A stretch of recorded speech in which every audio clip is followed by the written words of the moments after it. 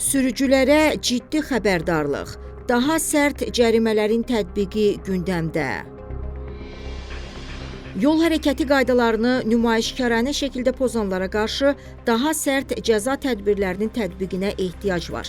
Report xəbər verir ki, bunu Rəqəmsal İnkişaf və Nəqliyyat Nazirinin müavini Rəhman Hümmətov deyib. Biz həm sürücüləri, həm də piyadaları yol hərəkəti qaydalarına riayət eləməyə dəvət eləyirik. O, xüsusilə səkilərin avtomobillər tərəfindən zəbt olunmasını ciddi problem kimi qiymətləndirir. Rəhman Hümmətov piyadaların da məsuliyyət daşıdığını vurğulayıb. Onun sözlərinə görə müəyyən edilmiş keçidlərdən istifadə eləməmək ağır yol nəqliyyat hadisələrinə səbəb olur. Nazir müavini hesab eləyir ki, problemin həlli üçün maarifləndirmə tədbirləri gücləndirilməli, eyni zamanda qaydaları qəsdən pozanlara qarşı cəza mexanizmləri sərtləşdirilməlidir.